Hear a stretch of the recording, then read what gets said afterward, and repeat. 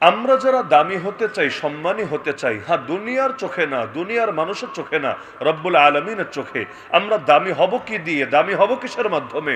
আমিরুল মুমিনিন খলিফাতুল মুসলিমিন ওমর রাদিয়াল্লাহু তাআলা আনহু বলেন, নাহনু কওমুন আ'আজ্জানাল্লাহু বিল ইসলাম, আমরা সেই জাতি যাদেরকে আল্লাহ ইসলামের বরকতে, ইসলামের মাধ্যমে, ইসলামের ওসিলাতে সম্মানিত বানিয়েছেন। ফাইদা বিতাগাইনাল ইজ্জাতা বিগাইরিহি আযাল্লানাল্লাহ, এখন সেই ইসলাম বাদ দিয়ে ভিন্ন যে জিনিসের মাধ্যমে ইজ্জত তালাশ করি না কেন, দ্বিতীয় কোথাও ইজ্জত পাবো না, উল্টো যিনি ইজ্জত দিয়েছিলেন তিনি লাঞ্ছিত করে ছাড়বেন। আজকে এই মাঠে হাজার হাজার যত মানুষ আছেন, আমরা সবাইকে দেখতে পাচ্ছি স্পষ্টভাবে, কিন্তু গতকালও কিন্তু এই মাঠে দাঁড়ালে এভাবে স্পষ্ট দেখা যেত না, আগামীকালও হয়তো যাবে না। আজকে যাচ্ছে কেন? আপনাদের কারো গায়ে বাতি লাগানো আছে বিষয়টা এমনও না, কিন্তু যেখানে যেখানে বাতি লাগানো হয়েছে আপনারা তার কাছে চলে এসেছেন, বাতির আলোয় আপনারাও আলোকিত হয়ে গেছেন। তাহলে আমরা যদি আলোকিত হতে চাই, মাধ্যম একটাই, যেখানে আলো আছে এর ধারে যেতে হবে, আলোকে ধারণ করতে হবে। তাহলে আমরাও ধীরে ধীরে যাব আলোকিত হয়ে। আলোর নামই আল্লাহর দিন, আলোর নামই ইসলাম, আলোর নামই কোরআন, আলোর নামই দিন, আলোর নামই শরিয়াত, আলোর নামই সুন্নাত। সুতরাং যারাই আলোকে ধারণ করবে একমাত্র তারাই আলোকিত হবে। আর যারা ইসলাম বাদ দিয়ে জাহেলিয়াত ধারণ করবে, ঈমান বাদ দিয়ে কুফর ধারণ করবে, তাওহীদ বাদ দিয়ে শিরক ধারণ করবে, কোশ্চিনকালেও তারা পারবে না আলোকিত হতে। কারণ এক অন্ধকারের সাথে আরেক অন্ধকার মিলালে আলো জ্বলে না, উল্টো অন্ধকারের মাত্রা আরো যায় বেড়ে। যুলুমাতুম বাদুহা ফাওকা বাদ। সুতরাং সংস্কার যত সংস্কার হোক দুনিয়ার বুকে, যদি সংস্কার আলোর মাধ্যমে না হয়, বরং এক অন্ধকারের মাধ্যমে আরেক অন্ধকারের সংস্কার হয়, কোশ্চিনকালেও এর দ্বারা না মানবতার উপকার হয়, না বিশ্বে কোনো পরিবর্তন হয়। তাহলে আলোকিত হতে চাইলে মাধ্যম একটাই, ইসলামকে আঁকড়ে ধরে রাখতে হবে। দ্বীনের জন্য যার অবদান হবে যত বেশি, আল্লাহর কাছে তার মর্যাদাও হবে তত বেশি। আর দ্বীনের জন্য যার অবদান হবে যত কম, আল্লাহর কাছেও তার মান এবং তার মর্যাদা তত কম। সাহাবীগণ প্রতিযোগিতা করতেন দ্বীনের জন্য কার চাইতে কে বেশি অবদান রাখবেন। আরে দুধের বাচ্চা পর্যন্ত নিয়ে হাজির হয়ে যায় রাসূলের কাছে, ইয়া রাসূলুল্লাহ, আমার কোলের বাচ্চাটাকেও নিয়ে যান না আপনাদের সাথে। আরে কোলের বাচ্চা নিয়ে গিয়ে কি হবে? এটা তো যুদ্ধ, এটা ছেলে খেলা না। স্পষ্ট বলছি, ইয়া রাসূলুল্লাহ, সবই তো বুঝি, কিন্তু কি করব বলেন? দ্বীনের জন্য আমিও তো কিছু অবদান রাখতে চাই, আমারও তো দিল চাই, আল্লাহর দ্বীনের জন্য আমারও কিছু কোরবানি থাকুক, আমারও কিছু অংশগ্রহণ থাকুক। কিন্তু যারা বড় ছিল আগেই পাঠিয়েছি, একজনও ফিরে আসে নাই, ময়দানে শহীদ হয়েছে, তাদের লাশ সেখান থেকে উঠিয়ে আনা হয়েছে। কিন্তু আমিও তো নারী, আমিও তো যেতে চাইলে আমাকে অনুমতি দেবেন না, কি করব? দিল তো মানে না। সুতরাং যা ছিল তাই এনে হাজির হলাম।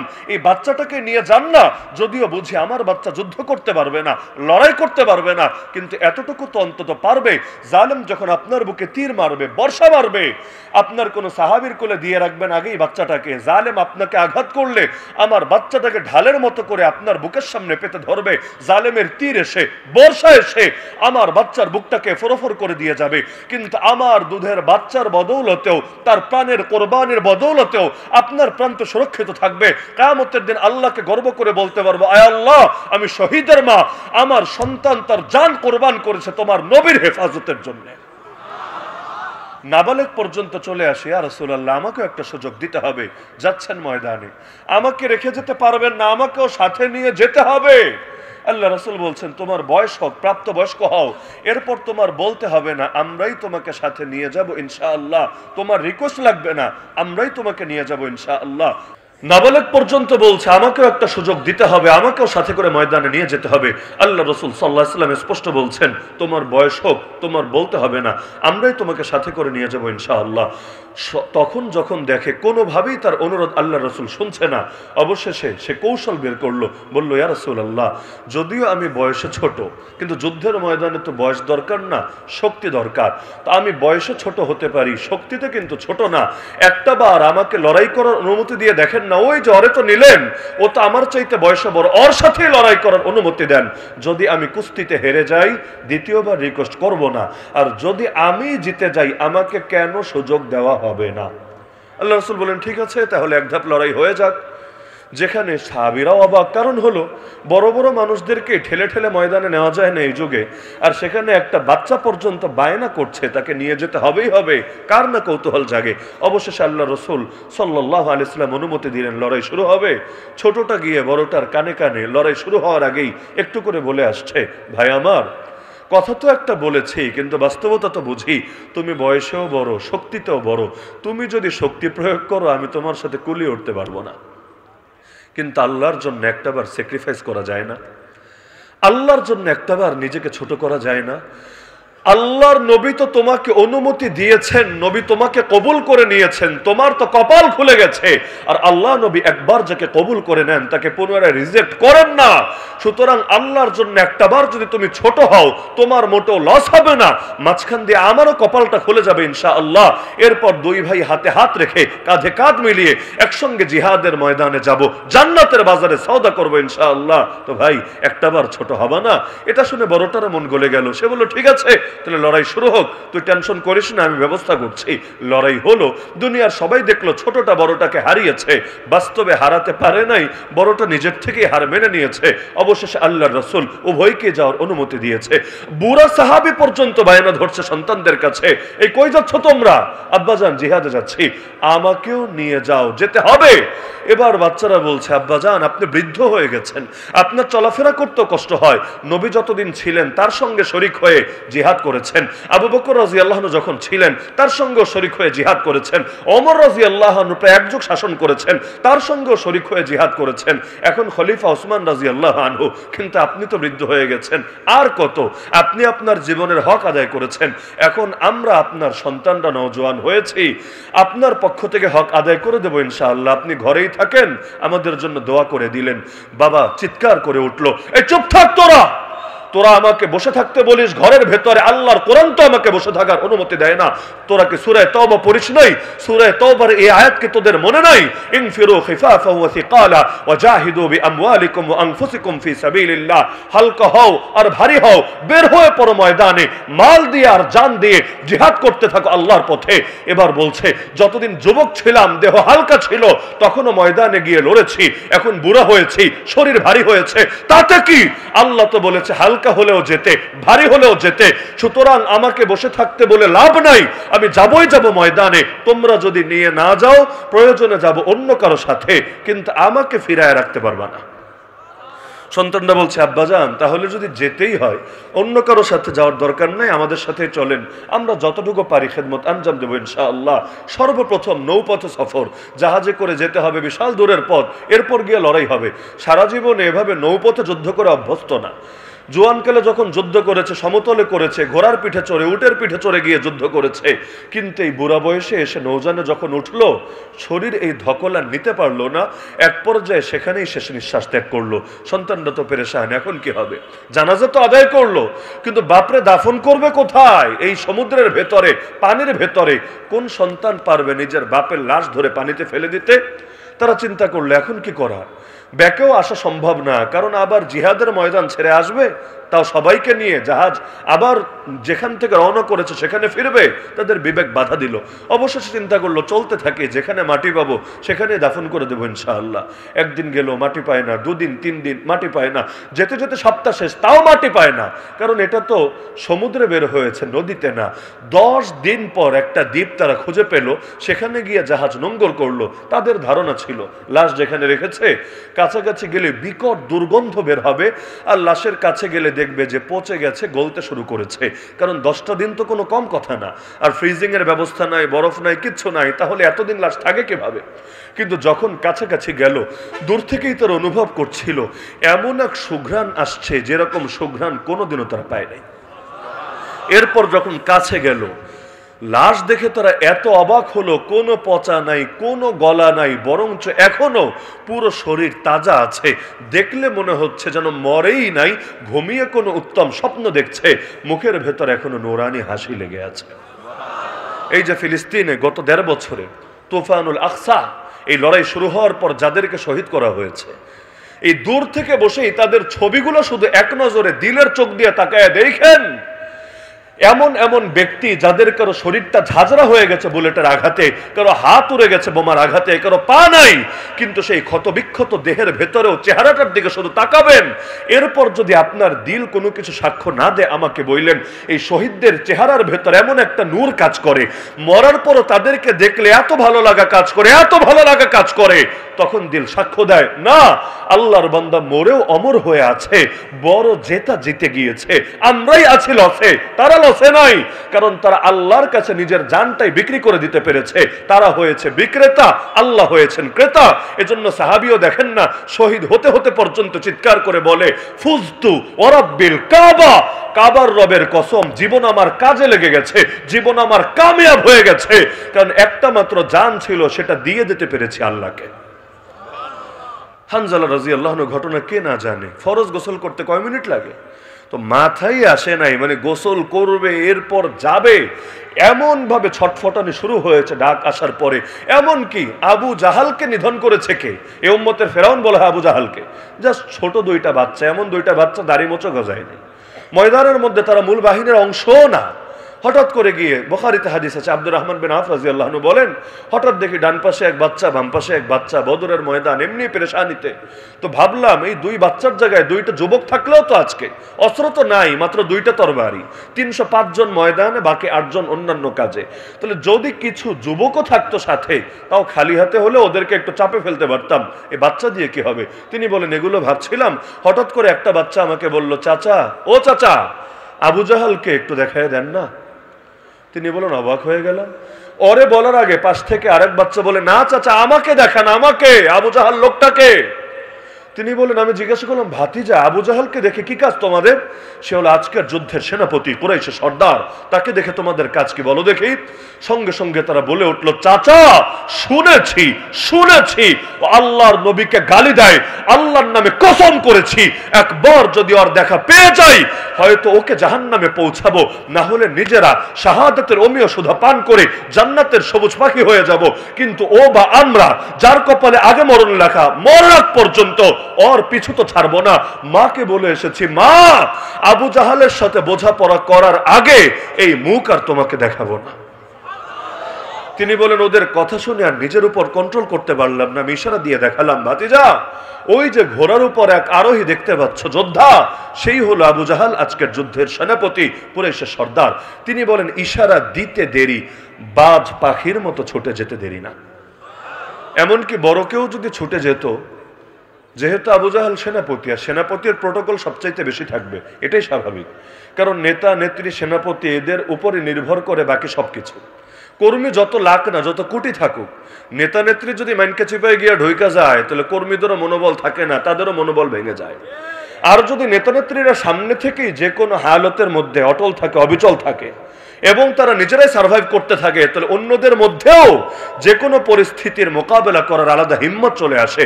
এজন্য আল্লাহ রসুল দেখেন না, বদরের ময়দানে চাইলে কিন্তু সাহাবীদের রেখে নিজে যেতে পারতেন। কেন? কারণ বদরের ময়দান তো অনেকটা বলতে গেলে মরা নিশ্চিত এমন ময়দান। কারণ যে বিজয় আল্লাহ দিয়েছেন পুরোই গায়বী বিজয়, পুরোই গায়বী বিজয়। কোরআনে সূরা আনফালে আল্লাহ নিজে বলেছেন, ফালাম তাকতুলুহুম ওয়ালাকিন্নাল্লাহ কাতালাহুম, তোমরা একটা কাফেরকেও মারো নাই বদরের ময়দানে, একটাকেও না, মেরেছেন আল্লাহ নিজে।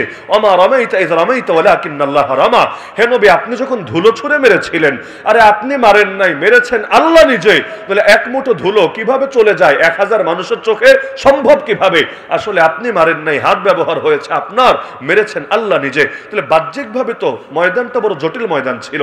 আল্লাহ রাসূল সেজদায় লুটিয়ে পড়ে পর্যন্ত দোয়া করছিল, আল্লাহুম্মা আনজিজলি মা ওয়া'আদতানি, আল্লাহুম্মা আতিনি মা ওয়া'আদতানি, আল্লাহুম্মা ইন তাহলিক হাযিহিল ইসাবাতু মিন আহলিল ইসলাম লাম তু'বাদ ফিল আরদ। হে আল্লাহ, যে ওয়াদা আমাকে দিয়েছেন সেটা বাস্তবায়ন করেন। হে আল্লাহ, যে প্রতিশ্রুতি দিয়েছিলেন সেটা আমাকে দান করেন। হে আল্লাহ, আজকে যদি এই ক্ষুদ্র কাফেলা শহীদ হয়ে যায়, এই জমিনে আর কোনোদিনও তোমার ইবাদত হবে না। কে করবে তোমার ইবাদত? ওই রকম লোকই তো বাকি থাকবে না। সুতরাং আল্লাহ আজকে আমাদেরকে বিজয় ছাড়া ভিন্ন কিছু দিও না। আল্লাহ রাসূল সেজদায় লুটিয়ে পড়ে কাঁদছেন, এত কাঁদা কাঁদছেন, এত রোনাজারি করছেন। পেছন থেকে আবু বকর সিদ্দিক রাদিয়াল্লাহু তাআলা আনহু এসে নবীজির পিঠ মুবারকের উপর হাত রেখে বলল, হাসবুক, হে নবী, যথেষ্ট হয়েছে, আল্লাহ আপনার দোয়া কবুল করে নিয়েছেন।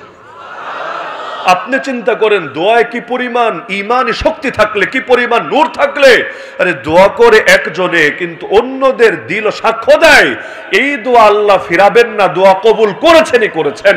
তাহলে আল্লাহর রাসূল নিজে ময়দানে সামনের সারিতে থেকেছেন। হুনাইনের ময়দানে দেখেন না, ময়দান তো খালি হয়ে গেছিল, আল্লাহর রাসূল এবং গুটি কয়েক সাহাবী ময়দানে অটল ছিলেন। এমন ভাবে তীরের বৃষ্টি আসছিল, মনে হচ্ছিল আজকে একজনও বাঁচবে না, পালানোর জায়গা খুঁজে পাচ্ছিল না। কিন্তু আল্লাহর নবী ঠান্ডা মাথায় তীরের বৃষ্টির সামনে দাঁড়িয়ে কবিতা আবৃত্তি করছিলেন। মাথা কতটা ঠান্ডা থাকলে তীরের বৃষ্টির সামনে দাঁড়িয়েও কবিতা বলা যায়। আল্লাহর নবী বলছিলেন, আনান নাবিয়্যু লা কাযিব আনা ইবনু আব্দুল মুত্তালিব, আমি নবী, আমি কোনো মিথ্যক না, আমি আব্দুল মুত্তালিবের পুত্র। ময়দান থেকে আমার লাশ যেতে পারে, কিন্তু আমি ময়দান ছেড়ে কিছুতেই পালাবো না। অবশেষে আল্লাহর নবীর হিম্মত দেখে ধীরে ধীরে আবার সবাই এসে একত্রিত হয়েছে এবং আল্লাহ কিন্তু ঠিকই বিজয় এনে দিয়েছে। তাহলে নেতার উপরে তো নির্ভর করে বাকিদের মনোবল, বাকিদের স্বপ্ন। তো এখন আবু জাহলের প্রোটোকল তো সবচাইতে বেশি, বড় কেউ যেতে চাইলেও রিচি করতে পারতো না, তার আগে তারা একেবারে কচুকাটা করে ফেলতো। কিন্তু দুইটা বাচ্চা ছুটে আসছে, কারো কল্পনায়ও আসেনি বাচ্চা এসে কি করতে পারে, কারণ তারা যোদ্ধা না, বাহিনীর সদস্য না। তাহলে বাচ্চা কেন আসবে? বাচ্চা তো বিভিন্ন কারণে আসতে পারে, হয়তো কোনো অনুরোধ নিয়ে এসেছে, আঙ্কেল আঙ্কেল আমার আব্বারে মাইরেন না, আঙ্কেল আঙ্কেল আমার আম্মারে উঠায় নিয়েন না। বাচ্চা আর কি বলবে, এই টাইপের কিছু হয়তো বলবে, পাগলে ভেবেছে। কিন্তু জানে না এই বাচ্চা সেই বাচ্চা না, এই বাচ্চা ওদের কাছে মৃত্যুর পরোয়ানা নিয়ে ছুটে আসছে। কারণ সাহাবীদের সকলের আমল এক ছিল না, স্বাভাবিক, সকলের ইলম এক ছিল না, স্বাভাবিক। কিন্তু আল্লাহ এবং তার রাসূলের মহব্বতে তারা কেউ পিছিয়ে থাকার লোক ছিলেন না। আনাস রাদিয়াল্লাহু আনহু বলেন, নবী তো অনেক হাদিসই বলেছেন, কিন্তু একটা হাদিস শুনে আমরা এত খুশি হয়েছি, আমরা সব সাহাবী এত খুশি জীবনে দ্বিতীয় কোনো দিন হই নাই। কোন হাদিস শুনে? আল মারউ মা মান আহাব্বা, যার সাথে যার মহব্বত তার সাথে তার আখেরাত। আল্লাহ তাআলা মহব্বতের মাধ্যমে মিলাইয়া দিবেন তাদেরকে। এমনকি নবী দেখে একদিন এক সাহাবী কাঁদে আর কাঁদে আর কাঁদে। নবী পেরেশান, কিরে এত কাঁদিস কেন? সেই সাহাবী বলে, ইয়া রাসূলুল্লাহ, দুনিয়াতে সামান্য সময় আপনাকে না দেখলে নিজেকে ঠিক রাখতে পারি না, ভেতরে ছটফট লাগে, অস্থির লাগে। আরে কিছু হয়ে গেল কিনা আমার নবীর, আমার নবী কোথায় আছে, কিভাবে আছে, কষ্ট লাগতে থাকে। তো সেখানে এমনকি কষ্ট এত গভীর আপনি ভাবতে পারবেন না। আল্লাহ নবী নিজে বলে, আরে যদি এই ভয় না থাকতো, এই ভয় না থাকতো যে আমার অনেক সাহাবীর আর্থিক সামর্থ্য নাই, সবাই সব যুদ্ধে যেতে পারবে না, কিন্তু আমি যদি প্রতিটাতে যাই অনেকে হয়তো বেঁচেই থাকতে পারবেন, এই কষ্টে এই দুঃখে হয়তো স্ট্রোক করবে, হয়তো হার্ট অ্যাটাক করবে। যদি এই ভয় না থাকতো আমি মুহাম্মদ একটা জিহাদ থেকেও পিছিয়ে থাকতাম না। কারণ সবাই জানেন জিহাদ হয়েছে অনেক, নবী 27টাতে নিজে থেকেছেন, আরো 47টাতে বাহিনী পাঠিয়েছেন। ওই 47টার ব্যাপারেও নবী বলছেন, যদি এই ভয় না থাকতো যে আমার মহব্বতে আমার কথা চিন্তা করে করে আমার সাহাবীদের বড় কোনো ক্ষতি না হয়ে যাবে, তাহলে আমি মুহাম্মদ একটা যুদ্ধ থেকেও পিছিয়ে থাকতাম না। কিন্তু থাকতে হয় কেন? কারণ আমারও এত টাকা নাই সবার জন্য আমি যুদ্ধে যাওয়ার ব্যবস্থা করে দেব। কারণ যুদ্ধে যেতে চাইলে বাহন লাগবে, অস্ত্র লাগবে, ন্যূনতম প্রস্তুতি তো লাগবে। আর তাদেরও এমন কিছু নাই তারা আমার সঙ্গে শরীক হবে। তো নবী দেখছে সাহাবী কাঁদছে, নবী বললেন, কেন কাঁদছো? জবাব দিল, আপনাকে না দেখে একটু থাকতে পারি না। তাহলে যখন জান্নাতে যাবেন ইয়া রাসূলুল্লাহ, আপনি তো যাবেন কত উপরের জান্নাতে, আর আমরা দুর্বল ঈমান দুর্বল আমলের লোক, আমরা থাকবো কত নিচের জান্নাতে। তো জান্নাতে গিয়েও আপনাকে না দেখে থাকবো কিভাবে? যেই জান্নাতে আমি নবীর সোহবত পাবো না, ওই জান্নাত আমার জন্য আরামের জায়গা হবে কিভাবে? ওই প্রেক্ষাপটে আল্লাহ কোরআনে আয়াত নাযিল করে দিয়েছিলেন, ওয়া ইউতিল্লাহু ওয়া রাসূল ফাউলাইকা মাআল্লাযীনা আনআমা আল্লাহু আলাইহিম মিনান নাবিয়্যিন ওয়াস সিদ্দীকিন ওয়াশ শুহাদাই ওয়াস সালিহিন। টেনশন করো না, নবী ওই আয়াত শুনিয়ে তাকে বলে দিলেন, আনতা মা মান আহবাবতা, আরে ভয় নাই তোমার, তুমি যাকে মহব্বত করেছো তারই সঙ্গী হবা।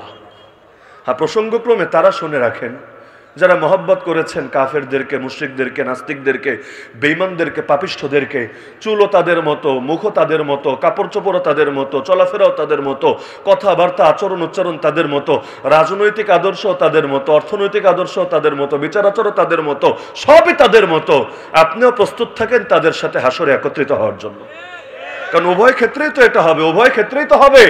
মুমিন তো সব ক্ষেত্রে আল্লাহকেই ধরে রাখবে, হুকুম চলবে আল্লাহর, তরিকা চলবে রাসূলের। লা ইলাহা ইল্লাল্লাহ, হুকুম মানি আল্লাহর, মুহাম্মাদুর রাসূলুল্লাহ, তরিকা মানি আল্লাহর রাসূল সাল্লাল্লাহু আলাইহি সাল্লামের। এটাই তো কালেমার কথা, লা ইলাহা, নেই কোনো মাবুদ ইল্লাল্লাহ, আল্লাহ ছাড়া, দেয়ার ইজ নো গড, কোন মাবুদ নাই, কোন রব নাই, কোন খোদা নাই, ইল্লাল্লাহ, বাট আল্লাহ, সিরফ আল্লাহ, কেবল আল্লাহ, শুধু আল্লাহ, দ্বিতীয় কেউ নাই।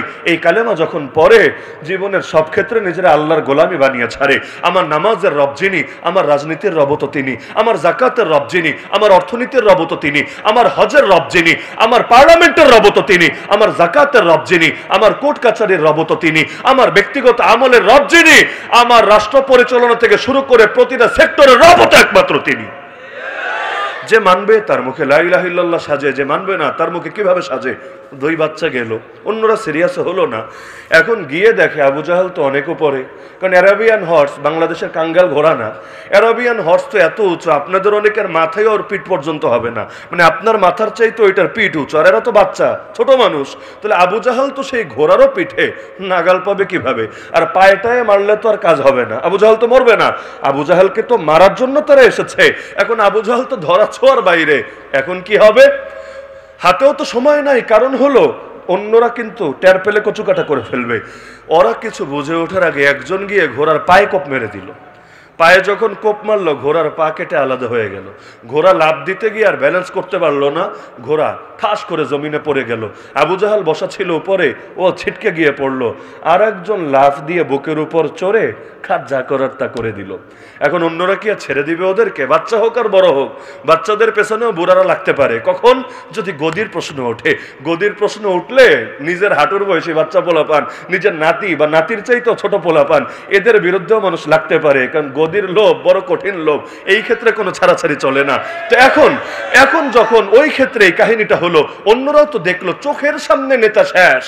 যদিও চূড়ান্ত মরে নাই, মরার কাছাকাছি গিয়েছে, মানে সেমিফাইনাল পর্যন্ত পৌঁছেছে, ফাইনাল স্টেপটা শুধু বাকি আছে। ওই ফাইনাল স্টেপ আবার সম্পন্ন করেছিলেন এই মুআজ আর মুআওয়াজ না, বরং আরেক সাহাবী, এই উম্মতের অন্যতম শ্রেষ্ঠ মুফতি ফকিহ, যার নাম আব্দুল্লাহ বিন মাসউদ রাদিয়াল্লাহু তাআলা। তিনি গিয়ে আবু জাহেলের কল্লা কেটে এনে নবীর সামনে হাদিয়া দিয়েছিলেন, ইয়া রাসূলুল্লাহ, এই যে নিয়ে এসেছি। যদিও কল্লা কাটতে গিয়ে একটু ঝামেলায় পড়ে গিয়েছিলেন, কারণ কল্লা কাটতে গিয়েছেন, বুকের উপর চড়ে বসেছেন। আবু জাহাল বলে, শোন শোন শোন, কল্লা কাটবি কাট, কিন্তু উপর দিয়া কাটিস না রে, নিচ দিয়া কাট। তিনি টেনশনে পড়ে গেলেন, এটা আবার কি বলে? উপর দিয়া কাটলেও মরবে, নিচ দিয়া কাটলেও মরবে, মাঝখান দিয়া কাটলেও মরবে, তো নিচ দিয়া কাটতে বলে কেন? আবু জাহাল বলে, কিচ্ছু বোঝো না, নিচ দিয়া কাটলে কল্লাটা বড় দেখা যাবে। সবগুলো কল্লা যখন একসাথে রাখা হবে, দূর থেকে নজরে আসবে, ওই দেখা যায় কল্লা, ওই আমাদের নেতার কল্লা, আলাদা একটা ভাব থাকবে, শরীরের মধ্যে একটা কারেন্ট চলে আসবে। তাহলে মরার পরেও যাতে আমার ভাব থাকে, এই জন্য কল্লা কাটার সময়ও কাইটো তোমরা নিচ দিয়ে। কি আজীব অহংকার মানুষের, অহংকারের কোনো শেষ নাই। মরবে তো মরবে, কিন্তু মরার সময় কল্লাটা নিচ দিয়ে কাটার এক আজীব স্বপ্ন দেখতে দেখতে মরে। তো এখন দেখা গেল ওই যে বাচ্চা আবু জাহালকে শেষ করলো, এবার অন্যরা তাদের সাথে যুদ্ধ লাগিয়ে দিল, তারাও লড়াই চালিয়ে যাচ্ছে বিড়ার মতো করে। আরে বাচ্চা মানুষ, তাও কোনো থেমে থাকার নাম নাই, লড়াই চালিয়ে যাচ্ছে এই বড়দের বিরুদ্ধে। হঠাৎ করে একজনের একটা কোপ লেগে গেল হাতের মধ্যে, এমন ভাবে কোপ লাগলো হাতের হাড্ডিও কেটে গেছে, কিন্তু পুরো হাতটা 2 টুকরা হয়ে জমিনে গড়িয়ে পড়ে নাই, চামড়া আর গোশতের সাথে সামান্যভাবে ঝুলে আছে। পুরো হাত কাটা শেষ, অল্প একটুর সাথে ঝুলে আছে, হাতটা পরেও না। এখন আল্লাহর বান্দার তো লড়াই করতেও ঝামেলা হচ্ছে, কারণ এক হাত দিয়ে লড়াই চালাতে হচ্ছে। লড়াই না চালালে তো হাত গেছে, এবার কল্লাও যাবে, লড়াই তো করতেই হবে। কিন্তু এখন হাতটার জন্য বড় ঝামেলা হচ্ছে। একদিকে তো রক্ত পড়ছে, আর রক্ত যত গড়িয়ে পড়ে শরীর তত দুর্বল হতে থাকে।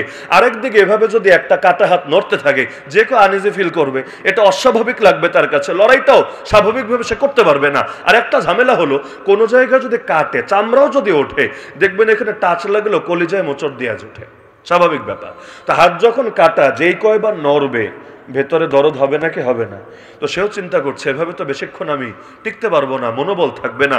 চিন্তা করলো, হাত তুই এবার আমার জিহাদের পথে বাধা হচ্ছিস, ঠিক আছে, তরে আর আপাতত লাগবে না। জমিনের উপর হাতটা রাখলো, পা দিয়ে পাড়া মারলো, এদিক থেকে একটা জোরে টান মারলো, হাতটা শরীর থেকে আলাদা হয়ে গেল। বাকি হাত দিয়ে বীরের মতো জিহাদ চালিয়ে যেতে থাকলো। এগুলোকে কি দিয়ে ব্যাখ্যা করবেন আপনি? এগুলো আকল দিয়েও ব্যাখ্যা করা সম্ভব না। আর ইশকের খেলা, মহব্বতের খেলা, যার সামনে পৃথিবীর কোনো বাধাই চলতে পারে না। জাফর তাইয়ার রাদিয়াল্লাহু আনহু আল্লাহ রাসূলের পক্ষ থেকে নিযুক্ত এক সেনাপতি ছিলেন এক জিহাদের ময়দানে। ডান হাতে নবীর দেওয়া পতাকা, নবীর দেওয়া ঝান্ডা উঁচু করে রেখেছিলেন। ওই যুগে যতক্ষণ ঝান্ডা উঠতে থাকবে ততক্ষণ লোকে লড়াই করবে, যদি ঝান্ডা পড়ে যায় লড়াই থামিয়ে দিবে। কারণ ঝান্ডা পড়ার মানে হলো হয়তো হেরে গেছে, না হলে সন্ধি করেছে, না হলে কিছু একটা হয়েছে, মানে লড়াই আপাতত হবে না। তিনি ডান হাত দিয়ে ধরে রেখেছেন। এক জালেম এসে এক কোপ মারলো, ডান হাতটা কেটে গেল, চোখের সামনে হাতটা গড়িয়ে পড়ছে। তিনি চিন্তা করলেন হাত গেলে যাক, তো নবীর দেওয়া কালে নবীর দেওয়া পতাকা গড়িয়ে পড়বে, এটা তো মেনে নেওয়া যায় না। বাম হাত দিয়ে পতাকাটা ধরে ফেললেন। এবার জালেম আর একটা কোপ মারলো, বাম হাতটাও কেটে গেল। কিন্তু বাম হাত কেটেছে তবুও তার দিল ভাঙছে না, আরে হাত এটাও গেছে, যাক নবীর দেওয়া পতাকা মাটিতে গড়িয়ে পড়তে দেব না। এবার এই দুই হাত কাটার পরে যে বাকি অংশ আছে এটা দিয়ে বাহুর বন্ধনে পতাকাটাকে আগলে ধরলো, তবুও জালেমের মন গলল না, এমন জোরে চূড়ান্ত আঘাত করলো, আল্লাহর বান্দা শহীদ হয়ে গেলেন। তো যতক্ষণ দাঁড়ানো ছিলেন নবীর দেওয়া পতাকা গড়িয়ে পড়তে দেন নাই, তিনিও দাঁড়ানো, পতাকাও দাঁড়ানো। অবশেষে যখন শহীদ হয়ে লুটিয়ে পড়লেন, আর এক সাহাবী এসে পতাকাটা নিজের হাতে উঠিয়ে নিল। এই যে তিনি কোরবানি দিলেন, জাফর রাদিয়াল্লাহু আনহু হলেন আলী রাদিয়াল্লাহু আনহু ভাই। আল্লাহ রাসূল সাল্লাল্লাহু আলাইহি ওয়াসাল্লাম মদিনায় বসে সাহাবীদেরকে যখন এই ঘটনা শোনালেন, কারণ জিবরিল আমিন তাকে এসে জানিয়ে দিয়েছিলেন, ওই সময় আল্লাহ নবী বলেন, আরে তোমরা শোনো, আমি দেখেছি আমার জাফরকে আল্লাহ তাআলা তার দুটো হাতের বদৌলতে জান্নাতে তাকে নিয়ে গিয়ে দুটো ডানা উপহার দিয়েছে। আমি দেখেছি ইয়াতিরু বিজানাহিহি ফিল জান্নাহ, সে তার দুটো ডানা মেলে মেলে এবার জান্নাতে উড়ে বেড়াচ্ছে। আল্লাহর জন্য দুটো হাত দিয়েছে, আল্লাহ তাকে ডানা দিয়েছে। এজন্য তারা জীবন দিয়েও তৃপ্তি মিটত না, এক জীবন দিয়েও তাদের তৃপ্তি শেষ হতো না। ওই সাহাবী, তাকে ফেলা হবে ড্যাগের ভেতর, এমন ড্যাগ যেখানে তেলগুলো টকবক করে ফুটছে। কিছুক্ষণ আগে তার দুই সাথীকে ফেলা হয়েছে, একজনও ফিরে আসে নাই, জায়গায় শহীদ হয়ে গেছে। এবার তার পালা, তিনিও জানেন ফেললে পরিণতি কি হতে পারে। খ্রিস্টান বাদশা এবার তাকিয়ে দেখছে ওই সাহাবীর চোখ গড়িয়ে গড়িয়ে গড়িয়ে পানি পড়ছে, মানে তিনি কাঁদছেন। সেই খ্রিস্টান বাদশা বলছে, কি রে এখন কাঁদিস কেন? এত মারলাম তাও খ্রিস্টান হলি না, এত লোভ দেখালাম তাও তুই ধর্ম পাল্টালি না, এখন কাঁদিস কেন? মৃত্যুর ভয়ে, চোখের সামনে মৃত্যুকে দেখে ভয় লাগছে? ঠিক আছে বাদ দে, এখনো সময় আছে, মোহাম্মদকে ভুলে যা, খ্রিস্টান হয়ে যা। আমি তোরে মারবো না, কারণ তোর মতো যোগ্য সেনাপতি আমার দলে চলে আসলে আমার বাহিনী শক্তিশালী হবে, আমার অনেক লাভ হবে। সেই সাহাবী চিৎকার করে উঠলেন, এই চুপ থাক জালেম, তুই কি ভেবেছিস আমি মৃত্যুর ভয়ে কাঁদছি? আল্লাহর কসম, আল্লাহর কসম, মুসলমান মৃত্যুর ভয়ে কাঁদে না। আমি তো কাঁদছি আফসোসের কারণে, একটা মাত্র প্রাণ কোরবান করতে পারছি আল্লাহর পথে। এত সামান্য পুঁজি নিয়ে হাসরের ময়দানে আল্লাহর সামনে দাঁড়াবো কোন মুখে? আমার গায়ে যেই পরিমাণ পশম আছে, এই পরিমাণ প্রাণ যদি থাকতো আর প্রতিটা প্রাণ আল্লাহর রাস্তায় কোরবান করে দিতে পারতাম, তাহলে না কিয়ামতের দিন বড়সড় পুঁজি নিয়ে দাঁড়াতে পারতাম। এখন এত সামান্য পুঁজি নিয়ে যাচ্ছি, আল্লাহ কি আমাকে মাফ করবে? আল্লাহ কি এটা কবুল করবে? আল্লাহ কি আমাকে জান্নাত দেবে? এই ভয়ে, এই আফসোসে, এই আশঙ্কায় আমার চোখ থেকে পানি গড়িয়ে পড়ছে। না হলে ভাবিস না মুসলমান মৃত্যুর ভয়ে কাঁদে, তো এক জীবন দিয়েও তাদের তৃপ্তি হয় না, আফসোস করে আরো জীবন যদি দিতে পারতো। এমনকি শাহাদাত তো সেই মধু, আল্লাহ নবী পর্যন্ত একবার পান করতে চান না, বারবার পান করতে চান। সহিহ মুসলিমে হাদিস আছে, আল্লাহ রাসূল বলেন, লা ওয়াদিতু আন আগযুয়া ফি সাবিলিল্লাহি ফাউকতাল সুম্মা আগযুয়া ফাউকতাল সুম্মা আগযুয়া ফাউকতাল। আল্লাহ রাসূল বলেন, আমার বড় ইচ্ছা হয় আমি আল্লাহর রাস্তায় যুদ্ধ করতে থাকবো, অবশেষে শহীদ হব, আবার যুদ্ধ করতে থাকবো, আবার শহীদ হব, আবার যুদ্ধ করতে থাকবো, আবার শহীদ হব। এই হাদিস বিভিন্ন সনদে আছে, বিভিন্ন বর্ণনায়। এর মধ্যে এখানে আগজুয়া মানে জিহাদের কথাটা স্পষ্ট আছে, যে জিহাদ করতে করতে জান দিব, আবার হায়াত পেয়ে আবার জিহাদ করতে করতে জান দিব, আবার হায়াত পেয়ে আবার জিহাদ করতে করতে জান দিব। এমনকি বুখারীতে আছে, ওমর রাদিয়াল্লাহু আনহু নিয়মিত দোয়া করতেন, আল্লাহুম্মা রযুকনি শাহাদাতান ফি সাবিলিক, যেটাকে আপনারা অনেকে বদদোয়া মনে করবেন, তিনি করতেন দোয়া, আপনার কাছে মনে হবে বদদোয়া। ওমর বলতেন, হে আল্লাহ, আপনার রাস্তায় আমাকে শহীদি মরণ দান করেন। আমিও যদি হাত তুলে বলি না, আল্লাহ আমাদের সবাইকে শহীদি মরণ দান করেন, দেখবেন আমিনের ভলিউম কমে গেছে। আগের বাক্য আর পরের বাক্যর চাইতে আমিনের ভলিউম কমে গেছে। এরা চিন্তা করবে, হুজুরকে আনলাম একটু ভালো দোয়া দেওয়ার জন্য, হুজুর দেখে আমাদের বদদোয়া দিয়ে চলে যাচ্ছে। এই দোয়াই করে না পাবলিক ভয়ে। শাহাদাতের দোয়া জীবনে কয়দিন করেছেন? রাসূল যদি করতে পারে, ওমর যদি করতে পারে, আপনি কেন করেন না? এটাই তো জবাব দিবে। আরে শহীদ হলে কষ্ট তো আমার হবে, আপনার হবে? ওয়াজ করা সোজা, ব্যথা যখন হবে সেখানে তো এসে ভাগ বসাবেন না। সুতরাং আমরা এমন কিছু করতে রাজি না যাতে আমাদের ব্যথা হবে, বেদনা হবে। অথচ শহীদ জান্নাতে গিয়েও দুনিয়ায় ফিরে আসতে চাইবে, জানেন না সবাই? আর কেউ ফিরতে চাইবে না, দ্বিতীয় কেউ না। কিন্তু শহীদ বলবে আল্লাহ বেশি না, অন্তত 10টা বার ফিরায় দাও না। কেন? শাহাদাতের মধু আবারও পান করবে বলে। যেই জান্নাতে রবের দিদার আছে, যেই জান্নাতে আমার নবীর সোহবত আছে, যেই জান্নাতে হুর আছে, গেলমান আছে, মদের নহর, রেশমের পোশাক সব আছে, ওই জান্নাত পর্যন্ত ছেড়ে আসতে চাইবে আর একবার শাহাদাতের মধুপান করবে বলে। তো জান্নাতে গিয়েও লোভ ছাড়তে পারলো না, আর আমি আপনি দুনিয়ায় বসেও লোভ আনতে পারলাম না। এজন্য আমার প্রথম থেকে শেষ বাক্য এবং বার্তা মূলত একটাই, সেটা হলো আল্লাহর দ্বীনের জন্য অবদান হবে যত বেশি, আল্লাহর কাছে দাম হবে তত বেশি। মোহাম্মদ বিন কাসেম 18 বছর বয়সে যদি হিন্দুস্তানের জমিনে এসে দ্বীনের পতাকা উড়িয়ে যেতে পারেন, আপনার বয়স কত হয়েছে? মুআজ আর মুআওয়াজ দাড়িমোচ গজানোর আগে যদি উম্মতের ফেরাউন আবু জাহেলের সাথে বোঝাপড়া চূড়ান্ত করতে পারে, আপনার তো দাড়িমোচ বহু আগেই গজিয়েছে। যদিও গজানোর পর নিজে শহীদ করেছেন, সেটা ভিন্ন আলাপ, বাকি আল্লাহ তো দিয়েছিলেন আপনাকে, নিজের বিরুদ্ধে অবস্থান নিয়েছেন। তাহলে তারা যদি পারে, আমাদেরও পারা লাগবে নাকি লাগবে না? সাহাবীরা জান্নাতের সুসংবাদ প্রাপ্ত হয়েও এত কোরবানি দেন, দুনিয়াতে বসে রাদিয়াল্লাহু আনহুম শুনেও তো কোরবানি দেন, আমি আপনি কেন দেব না? সুতরাং আজকের সর্বশেষ কথা আমার এটা, সেটা হলো আল্লাহর সঙ্গে আজকে অঙ্গীকারাবদ্ধ হন। এই মাহফিল থেকেই দিলের মধ্যে এই তামান্না লালন করতে শেখেন, সেটা হলো আল্লাহ একটা মাত্র জীবন তো দিয়েছো, আর বড় একটা অংশ চলে গেছে। মোমবাতি যেমন জ্বলতে থাকে আর গলতে থাকে, আমারও জীবন চলছে আর ধীরে ধীরে গলে গলে শেষ হয়ে যাচ্ছে। জানি না হায়াতে আর কয়দিন বাকি আছে। আল্লাহ যেই কয়দিনই থাক না কেন, আমাকেও তোমার দ্বীনের জন্য একটু অবদান রাখার তৌফিক দিও। কারণ ইসলাম তো বিজয়ী হবেই হবে, আমাকে নিয়ে হোক আর আমাকে ছাড়া হোক। কিন্তু আমি কিভাবে বিজয়ী হব ইসলাম ছাড়া? আমি এগোতে চাইলে ইসলামের সাথেই তো এগোতে হবে। ইসলামের যত কাছে আসব, আমিও তো তত যাবো এর আলোয় আলোকিত হয়ে। সুতরাং আল্লাহ, যতদিন এই দেহে প্রাণ আছে, প্রাণে স্পন্দন আছে, ধমনীতে রক্ত প্রবাহিত আছে, হকের পক্ষে বাতিলের বিপক্ষে তোমার তৌফিকে আমার আমরণ লড়াই সংগ্রাম আর জিহাদ চলবেই চলবে, চলবেই চলবে, চলবেই চলবে। ইসলাম জিন্দা হতা হ্যায় হর বদর কে বাদ। ইসলাম বিজয়ী হবেই, তো কাউকে না কাউকে জামানার বেলালও তো হতে হবে, জামানার সুমাইয়াও তো হতে হবে, নাকি হওয়া লাগবে না, এমনি এমনি চলে আসবে? তাহলে আমরা জামানার খালেদ বিন ওয়ালিদও হতে রাজি, জামানার বেলালে হাবশিও হতে রাজি, আমরা জামানার ওমর ইবনুল খাত্তাব এবং আমির হামজাও হতে রাজি, আমরা জামানার হুসাইনও হতে রাজি। দ্বীনের জন্য লড়াই করতেও রাজি, দ্বীনের জন্য রক্ত ঝরাতেও রাজি। তয়েফ আমাদের সামনে, বদরে আমাদের সামনে, সবই আছে আমাদের সামনে। সুতরাং বাতিলের হাতে এই কল্লা কাটা যেতে পারে। তো যতদিন বেঁচে আছি, কল্লা নত হবে না আল্লাহ ছাড়া দ্বিতীয় কারো সামনে।